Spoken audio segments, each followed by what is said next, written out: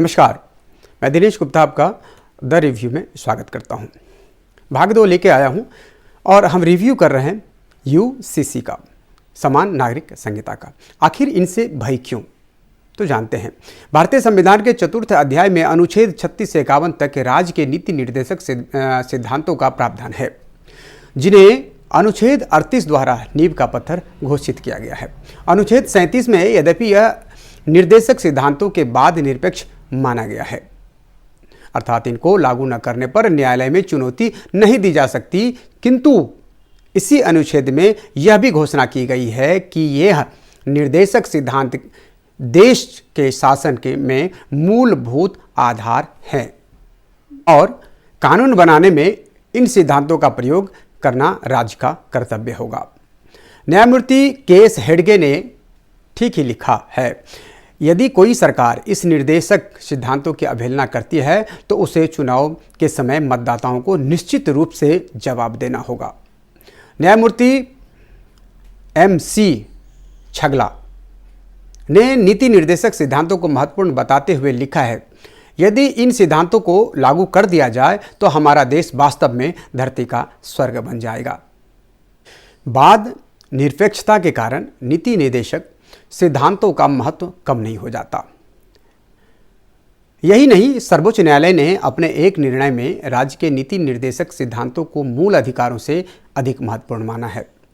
इन सिद्धांतों के महत्व को स्वीकार करते हुए संविधान के अनुच्छेद 41, 42, 43, 45, 46 और 49 तथा 50 को अधिकांश रूप में लागू कर दिया है, किंतु दुर्भाग्यवश वोट की राजनीति के कारण अभी तक अनुच्छेद 44 समान नागरिक संहिता, अनुच्छेद 44, अनुच्छेद 47 नशाबंदी तथा अनुच्छेद 48 गो हत्या पर प्रतिबंध को लागू नहीं किया जा सका है।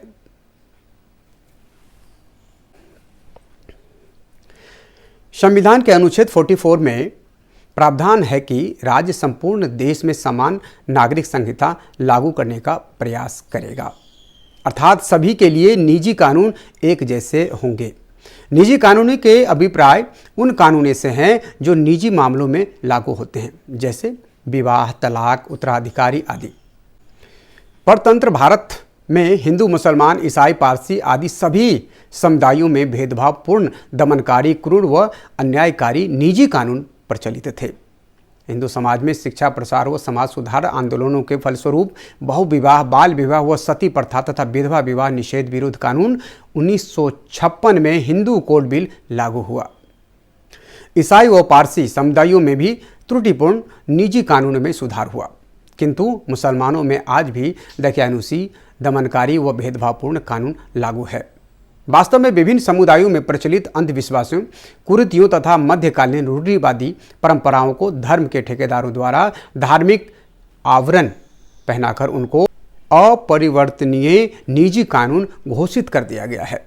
इसलिए संविधान निर्माताओं ने समतामूलक समाज और पंथ निरपेक्ष शासन की स्थापना हेतु एवं राष्ट्रीयता की चेतना तथा देश में भावनात्मक एकता के विकास के लिए समान नागरिक संहिता का प्रावधान किया है। भारत के अतिरिक्त अभी एक बहुत ही इंपॉर्टेंट चीज़ है जिसको आपको सब कुछ सुनना चाहिए। भारत के अतिरिक्त संसार में ऐसा कोई देश नहीं है जहां अलग अलग संप्रदायों व वर्गों के लिए अलग अलग कानून विद्यमान है। कोई देश नहीं है। अमेरिका व अन्य पश्चिम देशों में पूर्णतया समान नागरिक संहिता लागू है, जहां बड़ी संख्या में मुसलमान व अन्य अल्पसंख्यक वर्गों के लिए व्यवस्था है और लोग रहते हैं।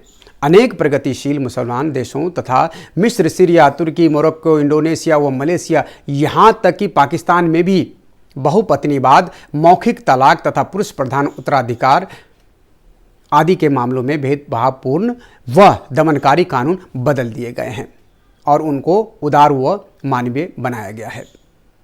पाकिस्तान के सर्वोच्च न्यायालय ने अपने 20 दिसंबर 2003 के महत्वपूर्ण निर्णय में मुस्लिम लड़कियों को अपनी मर्जी से विवाह करने की स्वतंत्रता प्रदान की है, किंतु हमारे देश में अल्पसंख्यकों के संरक्षण के नाम पर आज भी महिलाओं को अन्याय, दमन व पीड़ा सहनी पड़ रही है।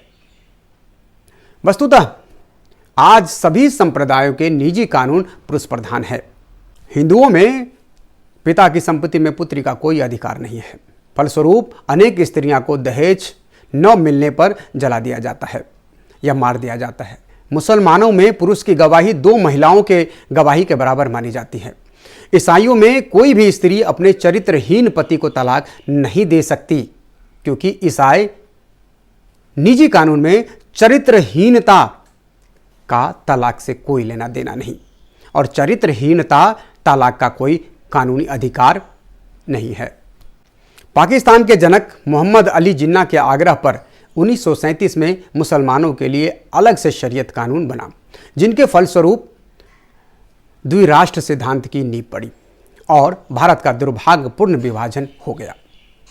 इस अधिनियम में यह भी प्रावधान किया गया कि जो मुसलमान इस कानून को बाध्यकारी स्वीकार करने के लिए राज्य के संबंधित अधिकारी को यह शपथ पत्र देगा कि वह और उसके वारिस इस कानून यानी कि शरीयत को अनिवार्य रूप से मानने के इच्छुक हैं, तभी शरीयत कानून उस मुसलमान और उसके परिवार पर लागू होगा। अतः शरीयत कानून पूर्णतः ऐच्छिक है, बाध्यकारी कतई नहीं। लेकिन अभी हो क्या रहा है, इसको इम्पॉर्टेंट रूप से मानना जरूरी है, यह कर दिया गया है। जानकारी बहुत ज़रूरी है और अच्छी जानकारी नीचे और भी है। अनेक मुस्लिम विद्वानों, उलेमाओं तथा विधि वेताओं ने शरीयत कानून के प्रचलित रूप का विरोध करते हुए इसमें संशोधन करने की मांग की है और लगातार मांग उठती रही है। डॉक्टर मोहम्मद इकबाल ने अपनी प्रसिद्ध पुस्तक the reconstruction of religious thought in Islam में लिखा है कि कुरान और शरिया की इन व्याख्याओं को अटल नहीं माना जा सकता। अफगानिस्तान व सीमा प्रांत के पठान शरिया को कम और पश्तून वाली को अधिक अनुकरणीय मानते हैं। मेमन, बोहरे, खोजा तथा मेब मुसलमान इस्लाम के पूर्व कानूनों के तहत अपनी निजी जिंदगी चलाते रहे हैं। प्रख्यात मुस्लिम नेता व मनीषी डॉक्टर रफीक जकारिया के शब्दों में, इस्लाम में बहुपत्नीवाद एक अपवाद है, कोई नियम नहीं है।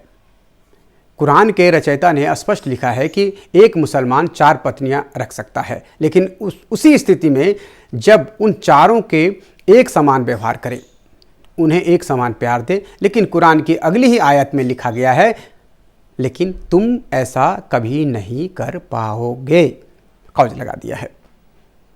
प्रसिद्ध मुस्लिम विद्वान डॉक्टर तारिक महमूद ने अपनी पुस्तक मुस्लिम पर्सनल लॉ में निजी कानून पर समान नागरिक संहिता को वरीयता देते हुए लिखा है, पंथ निरपेक्षता के लक्ष्य को प्राप्त करने के लिए राज्य को धर्म आधारित कानून के निर्माण पर रोक लगा देनी चाहिए और भारत में समस्त नागरिकों के लिए एक समान नागरिक संहिता बनानी चाहिए।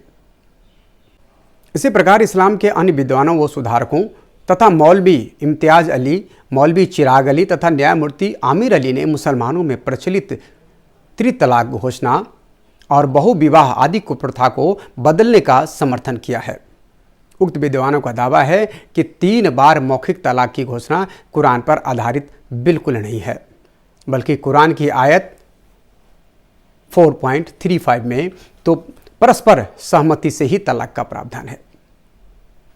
संविधान की प्रारूप समिति के अध्यक्ष डॉक्टर भीमराव अंबेडकर ने 23 नवंबर 1948 को संविधान सभा में समान नागरिक संहिता पर हुई बहस के दौरान कहा था, हमारे देश में मानवीय संबंधों के प्रायः प्रत्येक पहलू को प्रभावित करने वाले कानूनों की एक समान दंड संहिता है, जो भारतीय दंड संहिता तथा अपराध दंड संहिता में निहित है। ऐसे अनेक अधिनियम का उल्लेख किया जा सकता है जिसने यह सिद्ध हो जाएगा कि देश में एक नागरिक संहिता मौजूद है, जो पूरे देश में व्यवहार में लाई जा सकती है। जिन क्षेत्रों में समान नागरिक संहिता अभी तक प्रवेश नहीं कर पाई है, वे हैं विवाह और उत्तराधिकार। अतः सभी नागरिकों के लिए, भले ही वे किसी भी पंथ के हों, एक समान नागरिक संहिता बनाने के उद्देश्य से यह समझा गया है कि कुछ हिंदू कानूनों का इसलिए कि नहीं वे हिंदू कानून है, बल्कि इसलिए कि उन्हें सबसे अधिक उपयुक्त पाया गया है। अनुच्छेद 35 में उल्लेखित नई समान नागरिक संहिता में समाविष्ट किया जाए। इसी अवसर पर प्रख्यात कानूनविद तथा प्रकांड विद्वान श्री अल्लादी कृष्ण स्वामी अय्यर ने संविधान सभा में कहा था कि जैसे कि कहा गया है कि एक नागरिक संहिता का संबंध नागरिक विषय समूचे चक्र से है, अर्थात संविदा विधियों, संपत्ति विधि, उत्तराधिकारी विधि, विवाह विधि और इस प्रकार के अन्य विधियों से हैं। इसलिए समान नागरिक संहिता संबंधित सामान्य कथन पर कैसे आपत्ति की जा सकती है? आपत्ति किया ही नहीं जा सकता। दूसरी आपत्ति यह है कि यदि एक समान नागरिक संहिता लागू कर दी गई तो धर्म खतरे में पड़ जाएगा और सभी समुदाय मित्रता व सौहार्द से नहीं रह सकेंगे। परंतु यह आशंका बिल्कुल निराधार है। वास्तव में वे इस अनुच्छेद का उद्देश्य ही मित्रता और सौहार्द पैदा करना है, उसे नष्ट करना नहीं। मजहब में और मजहब के खतरे में पड़ने का तो सवाल ही पैदा नहीं होता। अतः समान नागरिक संहिता यूसीसी अनिवार्य होना चाहिए। संविधान सभा में मूल अधिकारों के लिए एक समिति गठित की गई थी। उस समिति के 3 विद्वान सदस्यों श्री मीनू मसानी, श्रीमती हंसा मेहता और राजकुमारी अमृत कौर ने समान नागरिक संहिता को मूल अधिकारों की श्रेणी में रखने की जोरदार वकालत की थी तथा तीनों में निम्नलिखित संयुक्त बयान भी दिया था। एक बात जिसने भारत को राष्ट्रत्व की ओर अग्रसर होने से रोक रखा है वह यह है कि हमारे यहाँ धर्म आधारित व्यक्तिगत कानूनों की भरमार है, जिन्होंने राष्ट्र को विभिन्न रंगों अथवा रूपों में अलग अलग कर रखा है, जिससे परस्पर आदान प्रदान संभव हो ही नहीं रहा। हमारा मत है कि भारत के लोगों को संविधान लागू होने के 5 या 10 वर्ष की अवधि के अंदर एक समान नागरिक संहिता की गारंटी दी जानी चाहिए। संविधान सभा में इस मुद्दे पर बहस के दौरान कुछ मुस्लिम सदस्यों द्वारा यह आशंका प्रकट करने पर कि समान नागरिक संहिता का प्रावधान मुसलमानों के विरुद्ध है, डॉक्टर भीमराव अंबेडकर ने इस आशंका को निर्मूल करार देते हुए कहा था, मेरा दृढ़ विश्वास है कि किसी मुसलमान को कभी भी यह कहने का अवसर नहीं मिलेगा कि समान नागरिक संहिता के निर्माताओं ने मुस्लिम समुदाय के भावनाओं को भारी आघात पहुंचाया है। इस संबंध में श्री कन्हैयालाल माणिक लाल मुंशी द्वारा संविधान सभा में दिए गए अविस्मरणीय ऐतिहासिक भाषण को उद्धृत करना समीचीन ही होगा।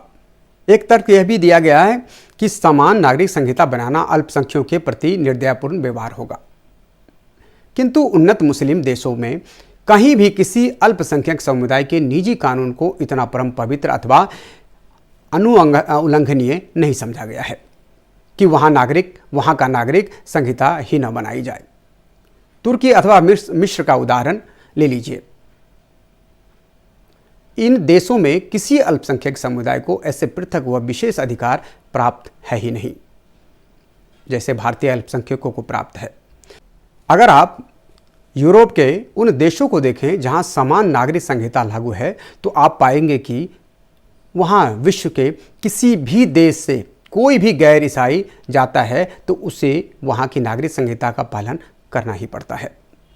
वहां नागरिक संहिता का कानून किसी अल्पसंख्यक समुदाय के प्रति निर्दयतापूर्ण नहीं माना जाता है।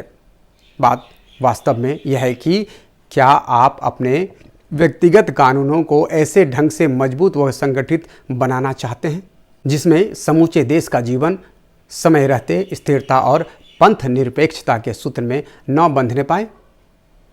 हम ऐसी स्थिति में हैं जब हमें धार्मिक रीति रिवाजों में हस्तक्षेप किए बिना हर तरीके से राष्ट्र में एकता की वृद्धि करके अपने राष्ट्र को मजबूत बनाना चाहिए। अगला एपिसोड में हम कुछ और चीज़ आपके लिए लेके आएंगे यूसीसी पर, समान नागरिक संहिता पर। धन्यवाद। आप अगर हमारे वीडियो आपको अच्छा लग रहा हो तो आप लाइक, सब्सक्राइब, शेयर करें और कमेंट्स के माध्यम से मुझे सुझाव देने की कोशिश करें। धन्यवाद। मैं दिनेश गुप्ता।